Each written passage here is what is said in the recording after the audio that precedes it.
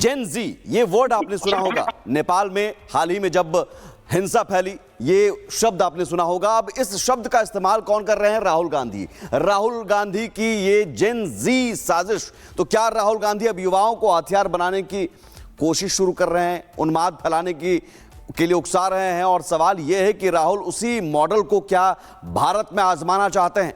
यह सवाल इसलिए क्योंकि राहुल कह रहे हैं देश के युवा, स्टूडेंट और जेन जी ही संविधान बचाएंगे, लोकतंत्र की रक्षा करेंगे और वोट चोरी को रोकेंगे, और मैं उनके साथ हमेशा खड़ा रहूंगा। बड़ा सवाल यह है कि वोट चोरी का आरोप चुनाव आयोग पहले ही बेबुनियाद बता चुका है, बार बार कह चुका है कि सबूत नहीं है आपके पास।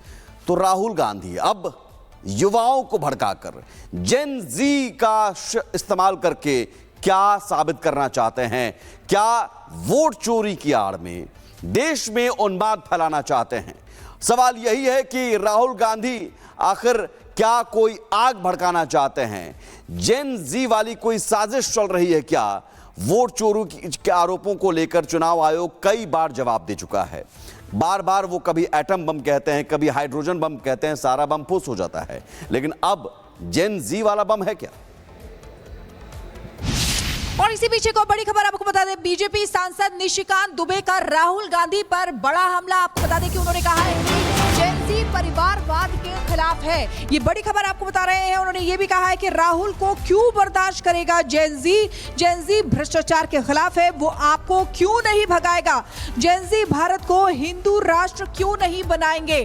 तो राहुल गांधी ने जेन जी को लेकर जो बोला है उसको लेकर अब निशिकांत दुबे ने राहुल गांधी पर हमला किया है। उन्होंने कहा है कि जेन जी परिवारवाद के खिलाफ है, राहुल को क्यों बर्दाश्त करेगा? जेन जी भ्रष्टाचार के खिलाफ है, वो आपको क्यों नहीं भगाएगा?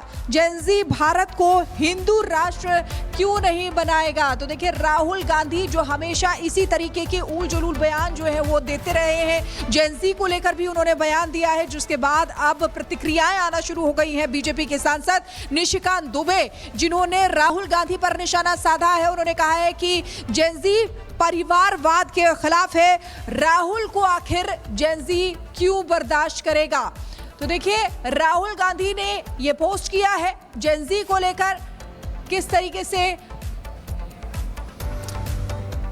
बिल्कुल, निशिकांत दुबे ने साफ तौर पर कह दिया कि जेन जी अगर आवाज उठाएगा तो परिवारवाद के खिलाफ। लेकिन सवाल इन सबके बीच 10 सुलगते सवाल हैं, और ये सवाल क्या क्या हैं? सवाल है कि क्या राहुल भारत को जेन जी को उकसा रहे हैं? क्या राहुल नेपाल जैसी साजिश भारत में रच रहे हैं? क्या सड़क पर उतरने, आग लगाने के लिए राहुल गांधी भड़का रहे हैं? लगातार चुनाव हारकर अब साजिश की राजनीति क्यों? जनता का विश्वास जीतने के बजाय साजिश का सहारा क्यों?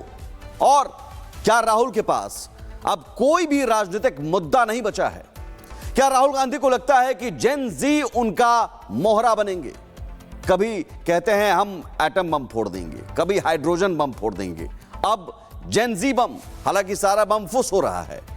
युवाओं को आंदोलन में धकेलना, और वो आंदोलन नहीं कहेंगे हम, ये एजेंडा कहेंगे, प्रोपेगेंडा कहेंगे, जिसके लिए जेन जी का इस्तेमाल करना क्या कांग्रेस का नया एजेंडा है? वोट चोरी के आरोप बेबुनियाद चुनाव आयोग कह चुके हैं, बावजूद इसके बार बार इस तरह के आरोप। इन सब के बीच बीजेपी ने राहुल गांधी पर हमलावर हो गई है। बीजेपी कह रही है राहुल गांधी ने कभी कोई ठोस आरोप नहीं लगाया, और अब तक उनके सारे आरोप झूठे साबित हुए हैं। नेपाल में जो हुआ वो 2014 में हिंदुस्तान में हो चुका है। फर्क इतना है कि वहां सड़कों के ऊपर हुआ, यहाँ पर ईवीएम के माध्यम से हुआ, यहाँ के ऊपर इलेक्शन के माध्यम से हुआ। यहाँ की जनता ने भी आंदोलन किया, इन भ्रष्टाचारियों बेईमानों के खिलाफ आंदोलन किया। जिस प्रकार से वहां के ऊपर आंदोलन परिवारवाद के खिलाफ हुआ, वंशवाद के खिलाफ हुआ, नेपाल में आंदोलन भ्रष्टाचार के खिलाफ हुआ, तो हिंदुस्तान में भी आंदोलन भ्रष्टाचार के खिलाफ हुआ। सबने देखा था, जिसमें अन्ना हजारे भी बैठे थे, और उस आंदोलन का परिणाम था कि देश में नरेंद्र मोदी देश के प्रधानमंत्री बने। भ्रष्टाचार के खिलाफ नरेंद्र मोदी देश के प्रधानमंत्री बने, इस परिवारवाद के खिलाफ नरेंद्र मोदी देश के प्रधानमंत्री बने। तो कुल मिलाकर नेपाल जैसी जब क्रांति आएगी, राहुल गांधी का घर फूंक दिया जाएगा, अखिलेश यादव का घर फूंक दिया जाएगा। आप लिख लीजिए मेरी बात को। इनके सब के ऊपर, राहुल गांधी के ऊपर भ्रष्टाचार के मुकदमे हैं, अखिलेश यादव के ऊपर भ्रष्टाचार के मुकदमे हैं, लालू प्रसाद यादव के ऊपर भ्रष्टाचार के मुकदमे हैं। देश में कोई विपक्ष का ऐसा नेता नहीं है जिसके ऊपर भ्रष्टाचार के मुकदमे ना हो। और विवेक हमारे सहयोगी जुड़े हुए हैं इस वक्त दिल्ली से। विवेक, एक बात तो साफ है कि जमीनी मुद्दों की समझ शायद अभी नहीं है राहुल गांधी को। यही वजह है कि वोट चोरी या जेनजी अब उसमें ला रहे हैं। जेनजी चाहता क्या है शायद राहुल गांधी नहीं जान रहे हैं। बिहार में भी हम रहे, आप भी रहे, दिल्ली में किस तरह की प्रतिक्रिया जेनजी की मिल रही है? क्या वाकई जेनजी को ये वोट चोरी के आरोपों की समझ आ रही है जो राहुल गांधी कह रहे हैं, हाइड्रोजन बम, एटम बम?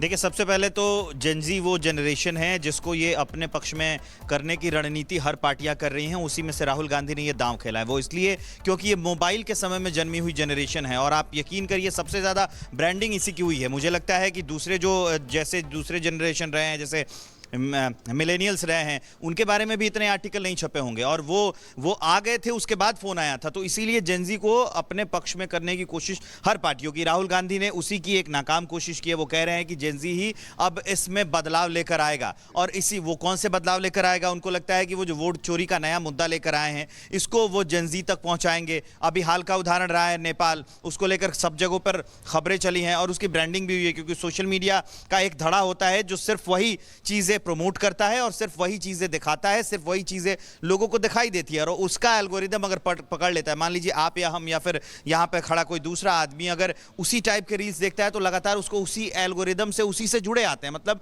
एक तरह के ही विचार वैसे ही चीजों को वो प्रमोट करता है। तो इसी का फायदा उठाने की कोशिश राजनीतिक पार्टियां कर रही हैं। राहुल गांधी ने भी वही किया है। वो आह्वान कर रहे हैं कि जेनजी उनके पीछे आएगा, लोकतंत्र बचाएगा, लोकतंत्र खतरे में है। विपक्ष की यही पुरानी भाषा रही है और उसी को लेकर वो अभी भी किया जा रहा है और राहुल गांधी ने भी यही कोशिश की है और उसी का ये परिणाम है कि जब वो प्रेस कॉन्फ्रेंस करने आए थे तो उन्होंने जेनजी पर ज़्यादा फोकस किया, क्योंकि एक तो उनकी उम्र कम है और वो ये कोशिश कर रहे हैं कि अब अगर वो वोट देने के अधिकार में आ गए हैं तो जितनी जल्दी हो सके अपने पाले को इस शब्द से और इन लोगों को का आह्वान करके मजबूत किया जाए। ये इसी बिल्कुल विवेक, लेकिन ये टाइमिंग देखिए, नेपाल में, फ्रांस में प्रदर्शन हुआ, हिंसा हुई और उसी मॉडल को शायद अपनाने के मूड में है राहुल गांधी। सवाल यह है कि क्या राहुल गांधी देश में उन्माद फैलाना चाहते हैं? और यह सवाल इसलिए क्योंकि राहुल गांधी संविधान को खतरे में बताकर जेनजी को भड़का रहे हैं। भारत में बांग्लादेश और नेपाल की तरह सियासी संकट पैदा करना चाहते हैं और राहुल के बयान के बाद अब सियासी घमासान मचा हुआ है। पूरी रिपोर्ट देखिए।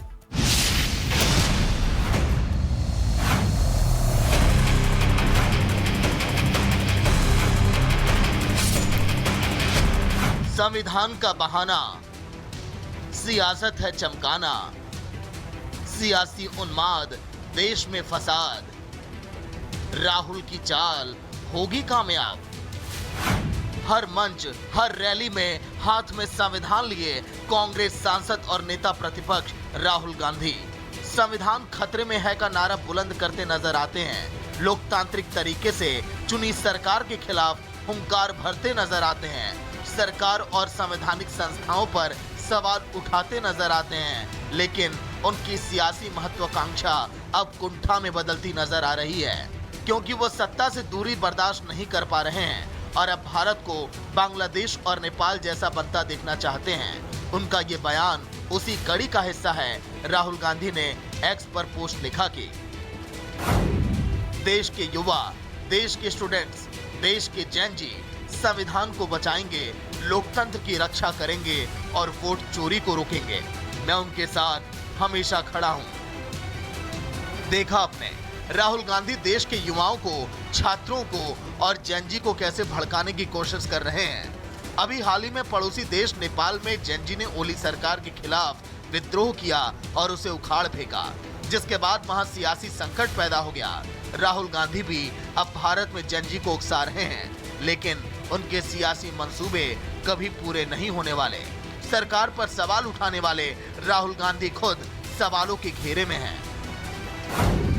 क्या राहुल गांधी के सवाल सचमुच में सरकार की नीतियों पर वार है या फिर संविधान के नाम पर युवाओं को भड़काने की सियासत?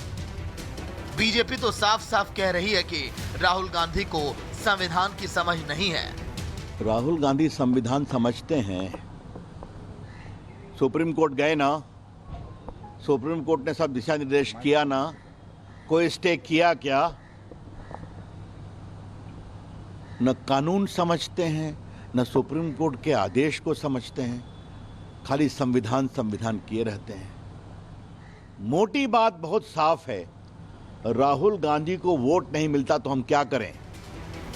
राहुल गांधी संविधान का नाम लेकर जनरेशन जी को साधना चाहते हैं, लेकिन बीजेपी कहती है संविधान से छेड़छाड़ का सवाल ही नहीं है। सच क्या है कि देश की जनता तय करेगी, लेकिन इतना तय है कि आने वाले आगामी चुनावों में संविधान किताबों तक सीमित नहीं रहेगा, बल्कि जनजी की सोच और वोटिंग पैटर्न पर सबसे बड़ा असर डालेगा। राहुल का एजेंडा संविधान बचाने की लड़ाई है या फिर सत्ता पाने की जंग, फैसला जनता और खासकर युवाओं के हाथ में है। Bureau report, Republic Bharat.